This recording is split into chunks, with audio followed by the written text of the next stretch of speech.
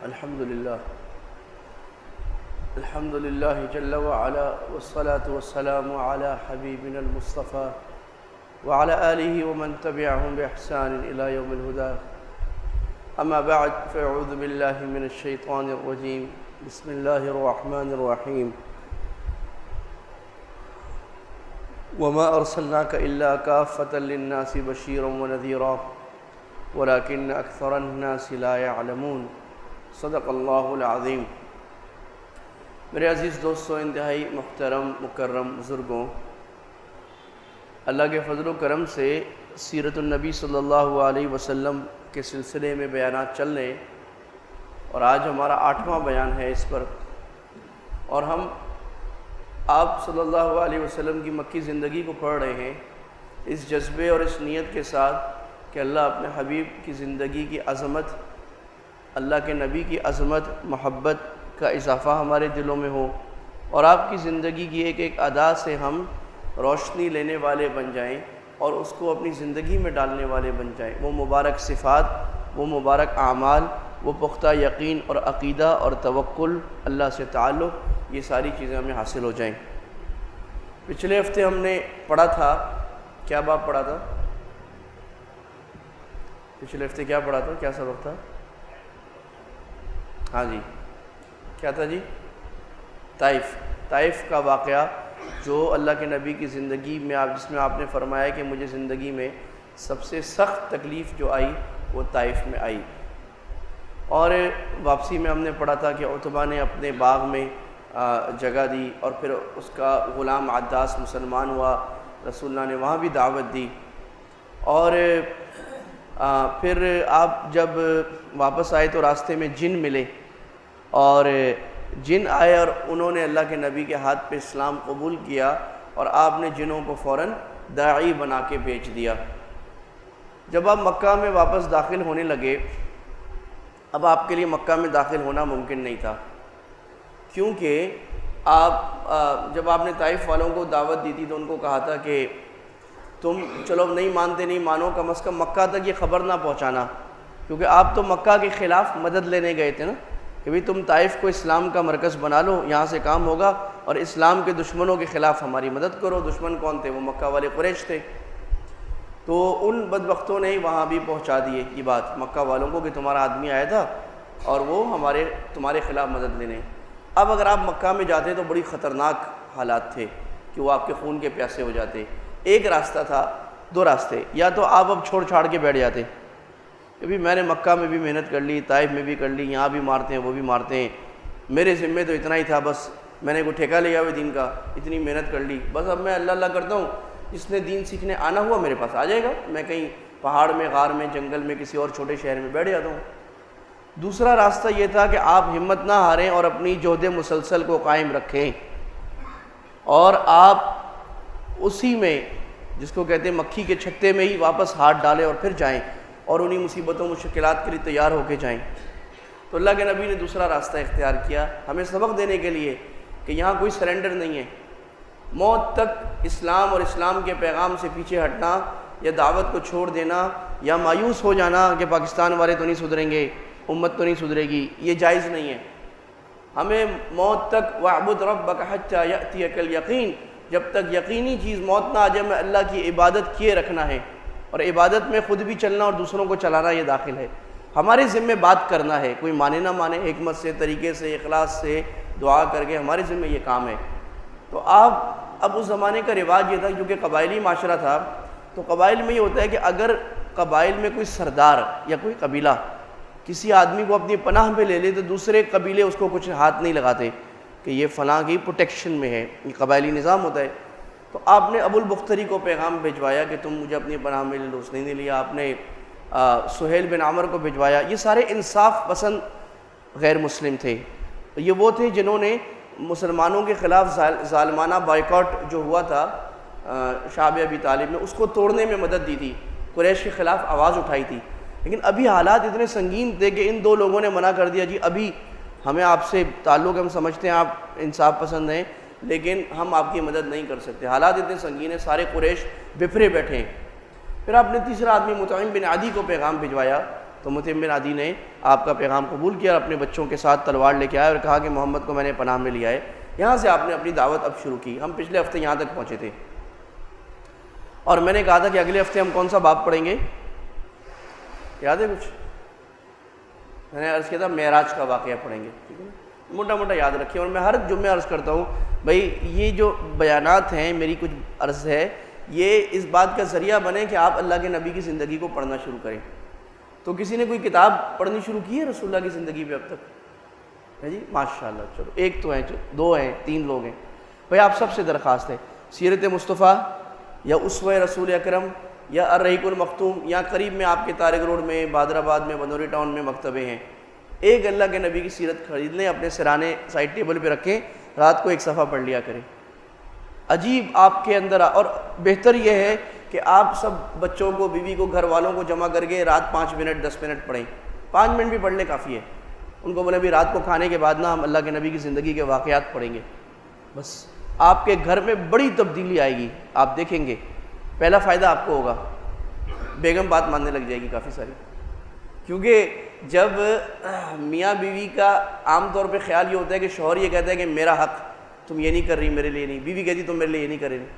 اگر دونوں دیندار بنیں گے تو دونوں کا خیال یہ ہوگا کہ ہم اللہ کے کسی کام میں کوتاہی تو نہیں کر رہے۔ بیوی کی سوچ بھی، شوہر کی سوچ بھی، بچوں کی بھی کہ بھئی ہم اللہ کا حق ادا کر رہے ہیں، ہم دین پر چل رہے ہیں۔ اور دین میں چلنے میں یہ بات ہے کہ شوہر بیوی کا حق ادا کرے، بیوی شوہر کا، بیٹا باپ کا، باپ بیٹے کا۔ تو گھر میں آپ کا سوچنے کا اینگل بدل جائے گا، اللہ کو سینٹر میں لا کر ہر بات سوچی جائے گی، تو گھر محبت کا گہوارہ بن جائے گا۔ اب یہ نسخہ چونکہ میں مفت میں بتا رہا ہوں اس لیے اس کی قدر ہوگی نہیں۔ اس نسخے میں کروڑ 1 روپیہ لے لوں، 50 لاکھ دے دوں اور بتاؤں، کہانیاں سناؤں، فلاں نے کیا ایسے ہو گیا، فلاں نے، تو پھر سب لوگ آ جائیں گے۔ یہ مفت کی بات ہے، قدر کوئی نہیں ہو رہی کسی کو۔ اچھا جی، تو اب چونکہ اللہ کے نبی بڑے غمگین تھے اور مکہ والوں نے بھی مارا، طائف والوں نے بھی، اور آپ کا موٹیویشن لیول نیچے آیا ہوا تھا، اور وہ دعا بھی اللہ کے نبی نے ایک بڑی عجیب فرمائی تھی، اللہ جی مجھے کس کے حوالے کر دیا، میں تو مر گیا دونوں طرف سے۔ تو اللہ تعالیٰ نے کہا چلے میرے نبی، میں آپ کا ایمان کا لیول اور آپ کے جذبے کے لیول کو بڑھاتا ہوں۔ تو ہم میں آج کل کسی آدمی کو کوئی ٹینشن ہو جائے نا، بہت سٹریس ہو جائے، تو ڈاکٹر کہتے ہیں کہ بھئی ذرا مری گھماؤ، کاغان نران گھماؤ، ملیشیا ہو آؤ، تو ذرا تفریح کرو گے دماغ۔ تو اللہ نے گویا کہ اپنے نبی کو کہا، میرے نبی آپ کو دنیا والوں نے اتنی تکلیفیں دی ہیں، آپ میرے پاس آسمانوں پہ آ جائیں، میں آپ کو آسمانوں کی سیر کراتا ہوں، آپ کا دل کھل جائے گا، آپ مطمئن ہو جائیں گے، آپ کو میں عالم غیب کے اسرار دکھاتا ہوں جو کسی اور پہ نہیں کھلے ہوئے۔ تو معراج کا واقعہ ہے، اور اللہ کے نبی سو رہے تھے رات کو، اور یہ 10 نبوی کا واقعہ ہے، 10 یعنی مکی زندگی کی دعوت کو 10 سال، اللہ کے نبی کی عمر 50 سال۔ تو آپ سو رہے تھے کہ جبریل آئے، اور جبریل نے آپ کو اٹھایا اور آپ کو اٹھا کر حتیم میں لے گئے، اور جو بیت اللہ کے ساتھ حتیم ہے، اور وہاں اپنے ہاتھ سے اللہ کے نبی کے دل سینے کو چیرا، آپ کا دل نکالا، زمزم سے دھویا اور اس کے اندر ایمان ڈالا اور شیطان کا حصہ باہر نکالا اور دل کو بند کر کے واپس بند کر دیا۔ آپ صلی اللہ علیہ وسلم کے سینے پر یہ نشان تھا سرجری کا، جیسے آج کسی کی اوپن ہارٹ سرجری ہوتی ہے نا، اللہ کے نبی سے نشان تھا، تو یہ باقاعدہ اوپن ہارٹ سرجری ہوئی ہے اور دل کو نکالا ہے اور دھویا ہے زمزم سے۔ اور یہ کیا کیا تھا کہ آپ کے دل میں ایمان کو میکسیمم ڈال دیا گیا تھا، جو کسی کو دنیا میں نہیں حاصل، اتنا ڈالا گیا تھا ایمان آپ کے دل میں۔ اور آپ کے دل میں ایک لوتھڑا ہوتا ہے جس کے اندر شیطان وسوسہ ڈالتا ہے، وہ ہم سب کے ساتھ ہے، تو وہ پرزہ ہی نکال دیا گیا، اب شیطان اللہ کے نبی کو وسوسہ نہیں ڈال سکتا تھا، نکال دیا گیا۔ اور پھر ایک سواری لائی گئی، آپ نے فرمایا کہ بڑی خوبصورت سفید، خچر سے تھوڑی چھوٹی اور گدھے سے تھوڑی اوپر، اور اس کے بڑے خوبصورت پر تھے، اور جب اللہ کے نبی اس پر بیٹھے، جبریل آپ کے پیچھے بیٹھے، تو وہ مستی کرنے لگا۔ تو جبریل نے کہا، بھائی تجھے پتہ ہے تیرے پر آج کون بیٹھا ہے، تو مستی کر۔ تو وہ گھوڑے نے شرم سے سر جھکا لیا ایسے، براق نے، اور پھر وہ جبریل نے اڑایا اور براق اڑنا شروع ہوا، اور براق اڑ کر جانا شروع ہوا۔ اب یہ سفر ہے، اس کو کہتے ہیں اسراء۔ کیا کہتے ہیں جی؟ جو آپ کا مکہ سے بیت المقدس کا سفر ہے فلسطین کا، اس کو کہتے ہیں اسراء، اور جو وہاں سے پھر یا مکہ سے واپس آسمانوں کا سفر ہے اس کو کہتے ہیں معراج۔ تو یہ دو الگ الگ اصطلاحیں کو یاد رکھنا چاہیے، اسراء الگ چیز ہے، معراج الگ چیز ہے۔ آپ نے فرمایا کہ اس گھوڑے کی رفتار یہ تھی جہاں آنکھ جاتی ہے، جہاں انسان کی نظر جاتی ہے وہاں اس کا ایک قدم پڑتا تھا، پھر جہاں نظر جاتی ہے وہاں دوسرا قدم پڑتا تھا. About the speed of light, یہ اس کی رفتار تھی اس گھوڑے کی. اور پھر راستے میں اللہ تعالیٰ نے اپنے نبی کو بڑے عجیب غریب واقعات دکھائے، کیونکہ اسرار کھولنے تھے، عالم غیب کی بعض چیزیں دکھانی تھی. آپ نے دو آدمیوں کو دیکھا جو آپ کو اپنی طرف بلا رہے تھے، تو جبریل نے کہا کہ آپ آگے چلے، تو جبریل نے کہا کہ یہ یہودی اور عیسائی تھے، یہ آپ کو اپنی طرف بلا رہے تھے. آپ نے ایک عورت کو دیکھا جو بڑی بنی سوری ہوئی اور بوڑھی تھی، وہ آپ کو اپنی طرف بلا رہی تھی، تو آپ نے اس کی طرف التفات نہیں کیا. جبریل نے کہا کہ یا رسول اللہ، یہ دنیا تھی جو ایسے ہی بیکار ہے لیکن زیوروں سے اور میک اپ کر کے بڑا خوشنما بناتی ہے، اور ظاہر دھوکہ کھانے والے لوگ اس کی طرف مائل ہو جاتے ہیں، اپنی آخرت خراب کر دیتے ہیں. اور پھر کہا کہ یہ عورت ادھیڑ عمر ہے، اس وقت بڑھاپے میں داخل ہو رہی ہے، تو دنیا کی عمر بھی اتنی ہی رہ گئی ہے جتنی اس عورت کی عمر ہے، یعنی تھوڑی رہ گئی ہے. تو آپ مائل نہیں ہوئے، انشاءاللہ آپ کی امت کا ایک بڑا طبقہ دنیا کی طرف مائل نہیں ہوگا. اور پھر آپ کو چند عذاب بھی دکھائے گئے. مثلاً آپ کو چند لوگ دکھائے گئے جن کا سر کچل دیا جاتا ہے. ایک فرشتہ کھڑا تھا، ایک آدمی اس کے سر پہ پتھر مارتا بھاری، اس کا سر پس جاتا، پھر سر واپس صحیح ہوتا، پھر مارتا. تو آپ ڈر گئے، آپ نے کہا کون ہے؟ کہا آگے چلیں. پھر آپ نے دیکھا کہ کچھ لوگ ایسے تھے جو جن کے دائیں طرف اچھا کھانا رکھا تھا، بائیں طرف بدبودار گندا کھانا، تو وہ بدبودار کھانا چھوڑ رہے تھے اچھا کھانا چھوڑ کر. میں نے کہا کون ہے؟ جبریل نے کہا آگے چلیں. پھر آپ آگے چلیں تو کچھ لوگ ناخنوں سے، ان کے تانبے کے ناخن تھے بڑے نکیلے شارپ، اور وہ اپنے کندھے اور منہ کو نوچ رہے تھے، اور پورا کندھا منہ پوری کھال اتر کر خون خون ہو جاتی، پھر کھال پھر نوچتے. تو آگے چلیں. پھر دیکھا کہ چند لوگ ہیں جو کینچی سے ان کے ہونٹ کاٹے جا رہے ہیں، کہیں کون ہے؟ آگے چلیں. پھر دیکھا کہ کچھ لوگ ایسے ہیں کہ جن کے پیٹ بہت بڑے ہوئے ہیں، بڑے بڑے، کتنے میٹر کے پیٹ، کتنے گز کے پیٹ، اور اس میں سانپ بھرے ہوئے ہیں. تو آگے چلیں. آگے جا کے جبریل نے کہا میں آپ کو بتاتا ہوں یہ کون تھے. تو کہا کہ جس کا سر کچلا جا رہا تھا پتھر سے، یہ بے نمازی لوگ تھے جو نماز نہیں پڑھتے. یہ عذاب مسلسل قیامت تک ان کو ہوتا رہے گا، اور قیامت میں پھر جہنم کا عذاب الگ. اور کہا کہ جو لوگ بہترین کھانا چھوڑ کے ایک بدبودار گندا کھانا کھا رہے تھے، یہ زانی تھے جو اپنی حلال بیوی کو چھوڑ کر حرام نظر کرتے ہیں اور حرام طرف دیکھتے ہیں اور حرام لذت میں پڑتے ہیں، چاہے آنکھ سے، چاہے کان سے، چاہے ہاتھ سے، چاہے ہونٹ سے، چاہے جسم سے. یہ وہ لوگ ہیں کہ اللہ نے حلال دیا اس کو چھوڑ کر حرام کی طرف جاتے ہیں. اور یہ جو تانبے کے ناخنوں سے اپنے آپ کو نوچ رہے تھے، یہ غیبت کرنے والے لوگ تھے کہ جو لوگوں کی غیبت کرتے ہیں اور لوگوں کی عزت خراب کرتے ہیں. ایسے بولنا، ایسی بات کرنا جس سے کسی مسلمان کیا کسی انسان کی عزت خراب ہو جائے. مذاق کرنا، اس کو تنگ کرنا، اس کو زبان کے نشتر لگانا اور پھر چسکے لینا اور مزے لینا، یہ وہ لوگ تھے جو تانبے سے اپنے آپ کو نوچ رہے ہیں. اور یہ مسلم شریف کی حدیث میں. اور جو کینچی سے اپنے ہونٹ کاٹ رہے تھے، یہ بے عمل وائز تھے. وہ علماء، وہ تقریر کرنے والے جو تقریر کرتے ہیں، لوگوں کو صحیح بات بتاتے ہیں اور خود اس پر عمل نہیں کرتے، تو یہ وہ تھے. اللہ بچائیے، میرے لیے بات ہے. اور یہ جو بڑے بڑے پیٹوں والے تھے جن کے پیٹ میں سانپ بھرے ہوئے تھے، تو فرمایا، جبریل نے کہا یا رسول اللہ یہ سود خور ہیں، کہ اپنے پیٹ میں پیسہ ڈال رہے ہیں، حرام کا سود کھا رہے ہیں، اصل میں اپنے پیٹوں میں سانپ ڈال لیں، اور قیامت تک یہ سانپ ان کے پیٹ کے اندر سے ان کو ڈسے گا.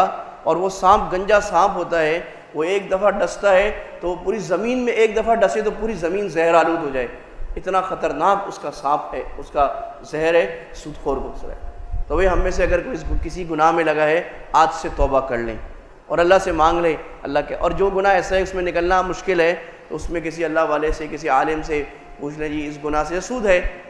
کوئی آدمی اس کی سارا بزنس انٹرسٹ بیسڈ ہے، تو وہ کسی مفتی صاحب سے پوچھ لیں، جی میں آہستہ آہستہ کیسے باہر نکلوں، اپنے کاروبار کو سود سے نکال کر حلال پر لے آؤں. تو پھر آپ صلی اللہ علیہ وسلم کو راستے میں 3 جگہ نماز پڑھائی، ایک کوہ طور پر، ایک یثرب میں، اور پھر ایک بیت المقدس میں بیت اللحم میں. تو کوہ طور بھی مبارک جگہ ہے جہاں موسیٰ نے اللہ سے ملاقات کی تھی، اور بلکہ اللہ کا کلام سنا تھا، ملاقات تو نہیں کی. اور بیت اللحم میں عیسیٰ علیہ السلام کی پیدائش ہوئی تھی، اور یثرب تو مدینہ ہے. تو 3 جگہ بتانے کے لیے تینوں بڑی مقدس جگہیں یہاں نماز پڑھائی. اور اس سے یہ بھی ثابت ہو رہا ہے کہ کسی مبارک اور مقدس جگہ پہ 2 نفل پڑھنا یہ سنت ہے. پھر آپ بیت المقدس پہنچے تو بیت المقدس میں ڈھیر سارے لوگ کھڑے ہوئے تھے جیسے نماز میں کسی کے انتظار میں ہوں. تو آپ آگے، تو جبریل نے ہاتھ پکڑ کے آپ کو آگے کیا کہ نماز پڑھائیں. تو اللہ کے نبی نے نماز پڑھائی. جب نماز پوری ہو گئی تو جبریل نے کہا آپ کو پتہ ہے آپ نے کس کی امامت کرائی ہے؟ کہ نہیں. کہ یہ سارے انبیاء تھے، آدم سے لے کر عیسیٰ علیہ السلام تک اللہ نے جتنے انبیاء 1 لاکھ سے اوپر جو بھی تعداد ہے وہ سب نے آپ کی امامت کی ہے. اس لیے ہمارے نبی کا لقب ہو گیا امام الانبیاء، نبیوں کے امام. تو اور یہ علامت ہے کہ ساری نبیوں کے ماننے والوں کے لیے بھی ضروری ہے کہ جس طرح ان کے نبی نے محمد صلی اللہ علیہ وسلم کو اپنا امام بنایا، تم بھی اپنی ضد چھوڑ کر آپ کو امام بنا لو. اور بیت المقدس لے جانا یہ اس بات کی طرف اشارہ ہے کہ بیت المقدس کی بھی وہی عظمت، وہی احترام ہے جو بیت اللہ کا اور مدینہ کا ہے. اور بیت المقدس پہ مسلمانوں کا اختیار ہے، یہ کافروں کی، یہودیوں کی نہیں ہے. آج بعض نام نہاد اسلام کا نام لینے والے دانشور وہ کہتے ہیں نہیں جی یہ تو یہودیوں کا ہے، مسلمانوں کو چاہیے اپنے حق سے دستبردار ہو کے یہودیوں کو دے دیں. یہ ایک تو بغیرتی کی بات ہے اور کم علمی کی بات بھی ہے. پہلی بات تو یہ ہے کہ بیت المقدس اس قوم کا ہے جس کی شریعت چل رہی ہے. جب یہودیوں کی شریعت چل رہی تھی وہ یہودیوں کا تھا، جب مسیح علیہ السلام آ گئے تو وہ ان کا حق تھا، اور اب اسلام حق دین ہے تو اس مقدس مقام کا حق وہ مسلمانوں کو ہے. دوسری بات اس کو چھوڑ دیں، ہم انٹرنیشنل لاء سے چلتے ہیں. تو ایز پر انٹرنیشنل لاء یہاں پر عیسائیوں کا قبضہ تھا جب حضرت عمر رضی اللہ عنہ کی حکومت تک. حضرت عمر کے زمانے میں بیت المقدس پر حملہ ہوا اور محاصرہ کیا تو انہوں نے کہا نہیں ہم پرامن طریقے سے سرنڈر کریں گے لیکن اپنے خلیفہ کو بلاؤ.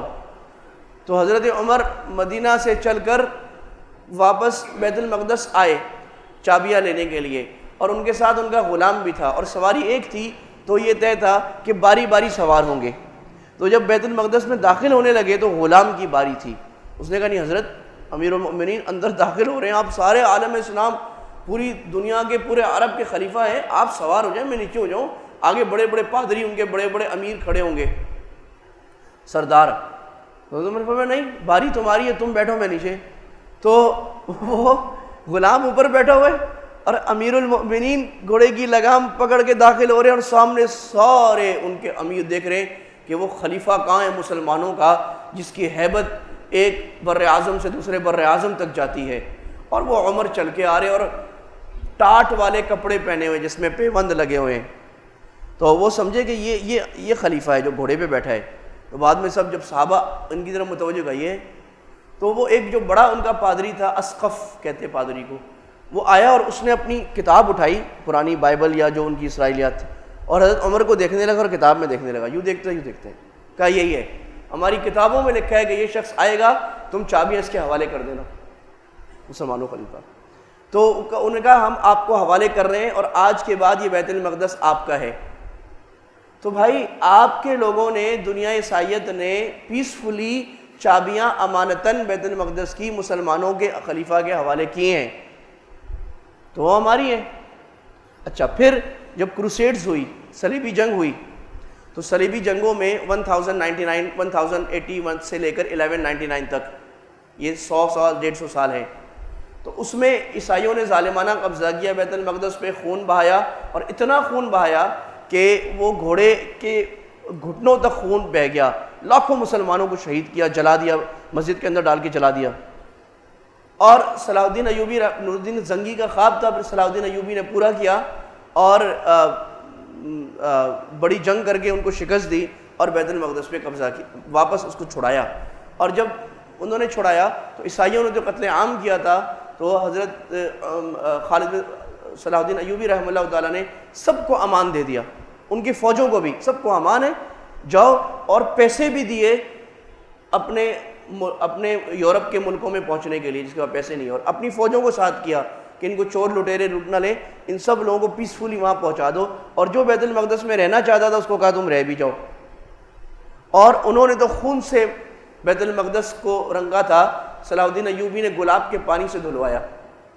یہ مسلمانوں کے اخلاق ہیں، اور یہ ہماری تاریخ ہے جو دنیا کو بتانے کی ضرورت ہے، اور دنیا مسلمانوں کی تاریخ کو گندہ کر کے دکھانا چاہتی ہے، چھپانا چاہتی ہے، اور یہ بتانا چاہتی ہے کہ حقوق انسانی کے علم بردار تو ہم ہیں، مسلمان تو وحشی تھے۔ یہ مسلمانوں کا کردار تھا اور ان کا کردار تھا۔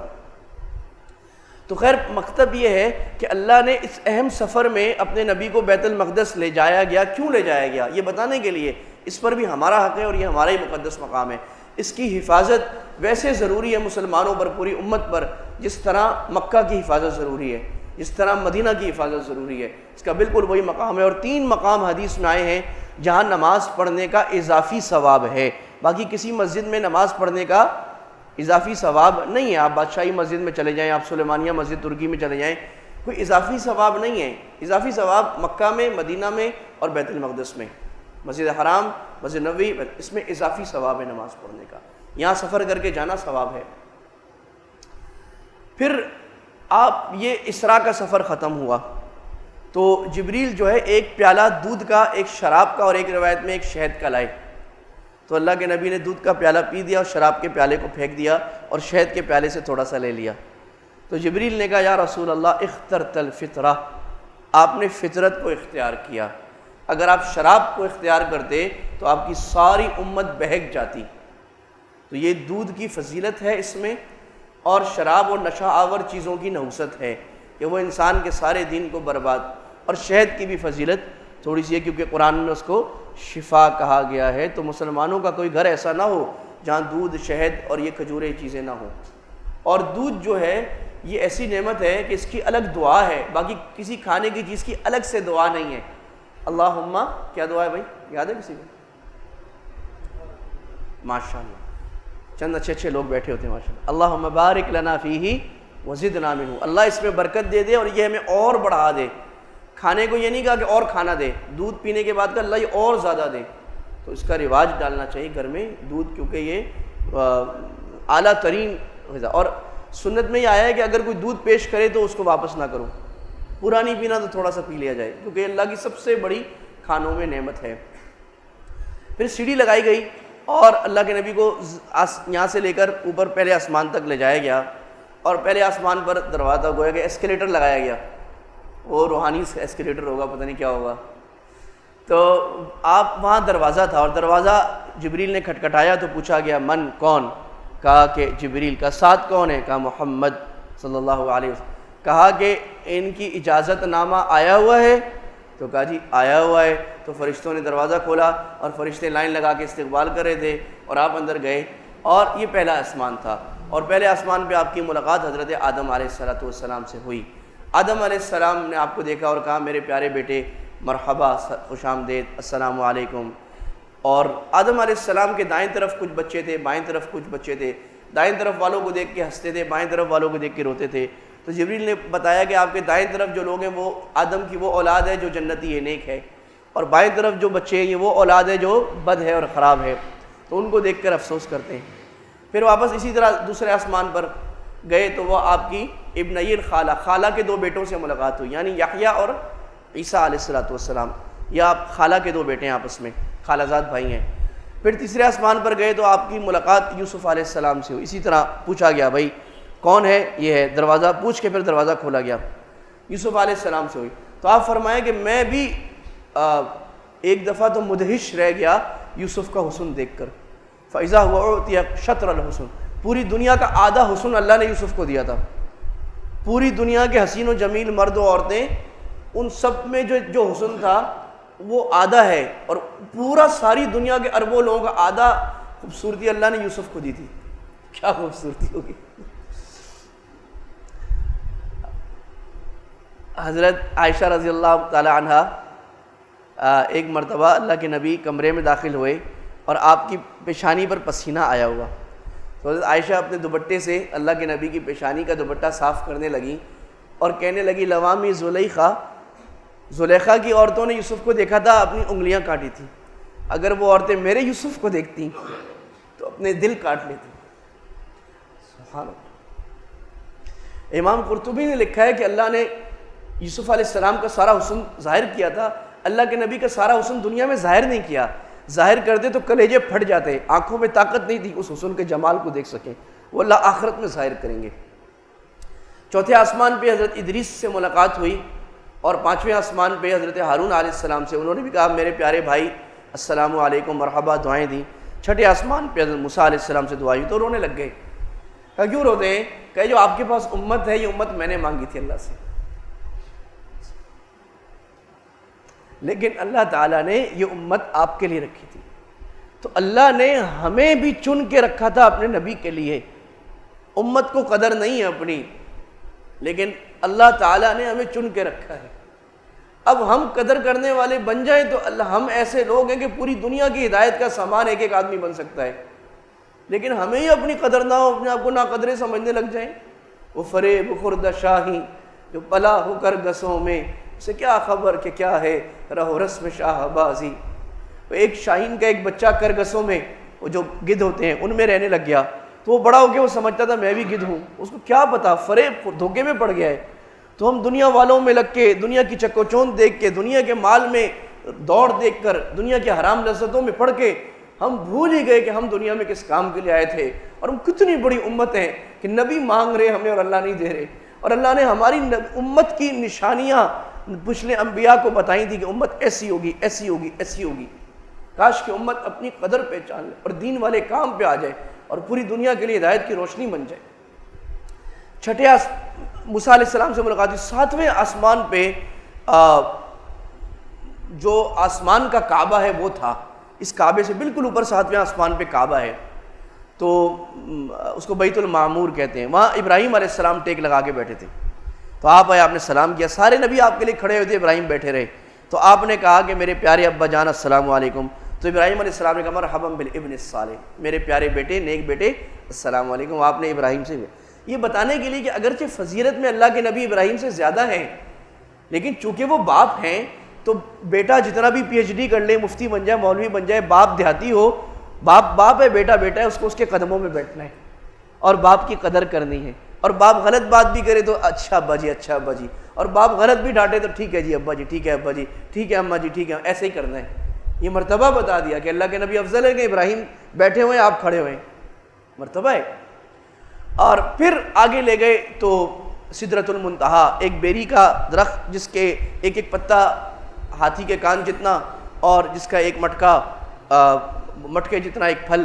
اور وہاں سے جبریل علیہ السلام نے کہا کہ آگے چلے، اب آگے جائیں، یہاں سے آگے میں نہیں جاتا، میرے پر جلتے ہیں. تو اب جہاں پر نوری کی پرواز ختم ہوتی ہے وہاں بشر کی پرواز شروع ہوتی ہے.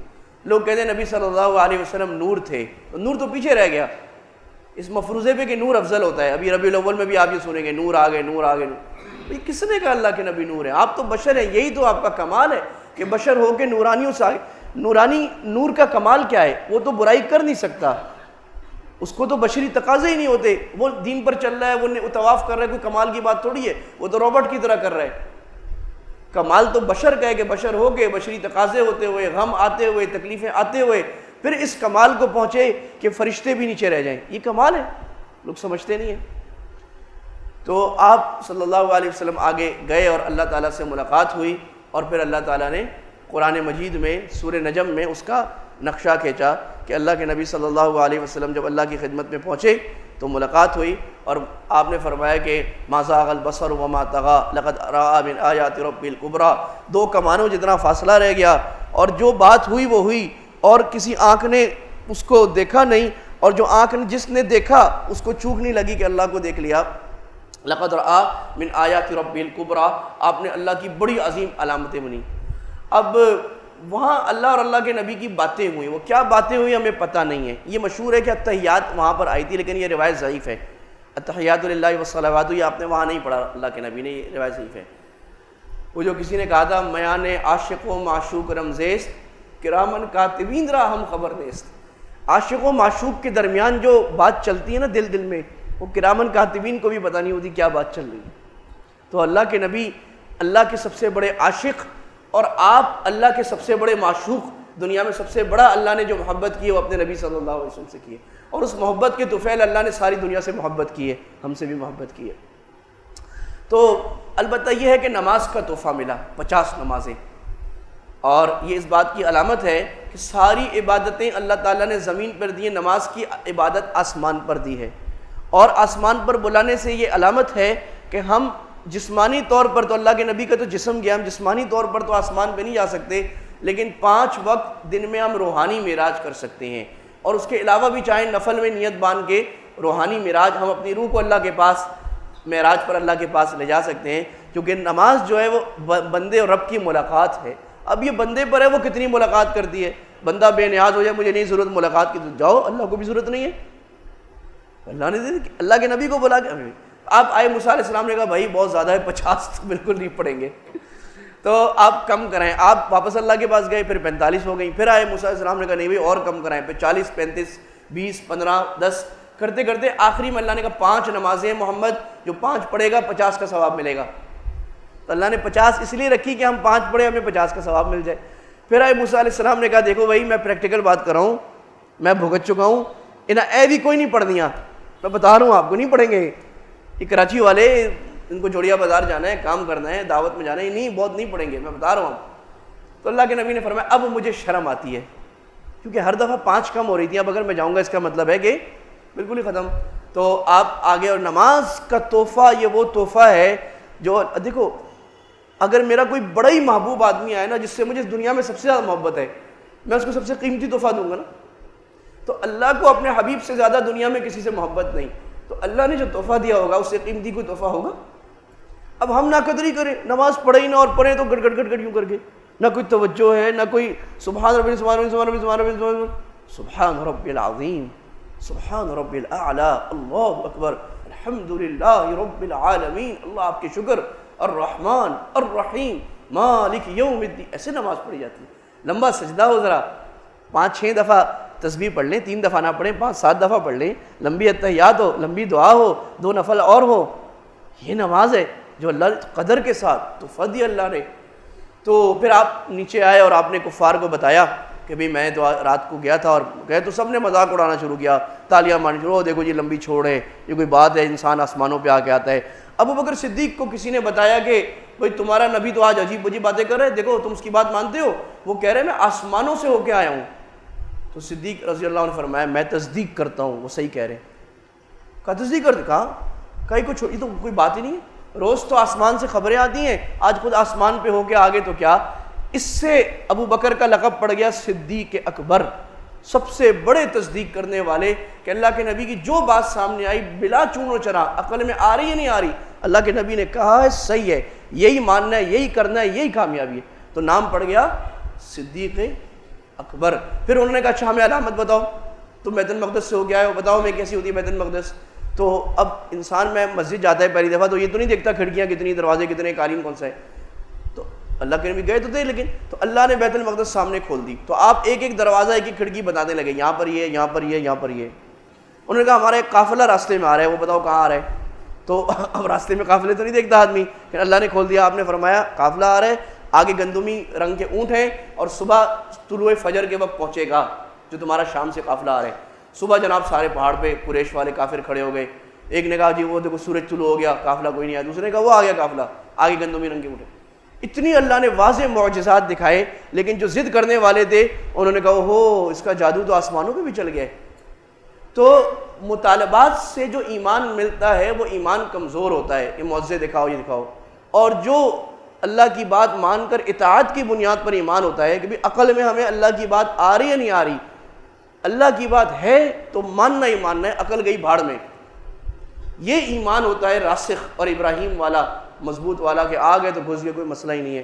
تو یہ اللہ نے اپنے نبی کو معراج کا واقعہ دکھا کر، جس کو اللہ نے 15ویں پارے کے شروع میں تذکرہ فرمایا، سبحان الذی اسریٰ بعبدہ لیلا من المسجد الحرام الی المسجد الاقصی، بڑی پاک ہے وہ اللہ ذات جس نے اپنے نبی کو ایک رات میں مسجد حرام سے مسجد اقصی اور آسمانوں پر لے گئے، الذی بارک، اس زمین میں جس کے ارد گرد ہم نے برکت ڈالی، یعنی ارض شام، وہاں پر اسراء کرایا، لنریہ من آیاتنا، تاکہ اللہ اپنی بڑی بڑی آیتیں دکھائے، اور اللہ نے اپنے نبی کو غیب کے مناظر دکھائے، غیب چھپی ہوئی باتیں، تاکہ آپ کا دل مضبوط ہو جائے کہ جب آدمی پہ اسرار کھلتے ہیں تو اس کی نظر، اس کی فکر بہت اونچی ہو جاتی ہے۔ علامہ اقبال کہا کرتے تھے، دیکھا ہے جو کچھ میں نے، اوروں کو بھی دکھلا دے، وادی فاراں کے ذروں کو چمکا دے، سینوں میں اجالا کر دل صورت مینا دے۔ کہ وہ کچھ دیکھ رہا ہوتا ہے بڑا آدمی، جو بات کر رہا ہوتا ہے، دیکھو یہ کرو گے تو کامیاب ہوگے، یہ نہیں کرو گے تو ناکام ہوگے۔ تو اللہ کے نبی کے سینے کو مضبوط کیا تاکہ آگے مدینہ میں ایک ریاست اسلام کی جو بڑی ذمہ داری آنے والی ہے، آپ اس کے لیے تیار ہو جائیں۔ اللہ تعالیٰ ہمیں اپنے نبی صلی اللہ علیہ وسلم کی محبت اور آپ کے طریقوں پہ عمل کرنے والا بنائے۔ وما علینا البلاغ وآخر دعوانا الحمدللہ رب العالمین۔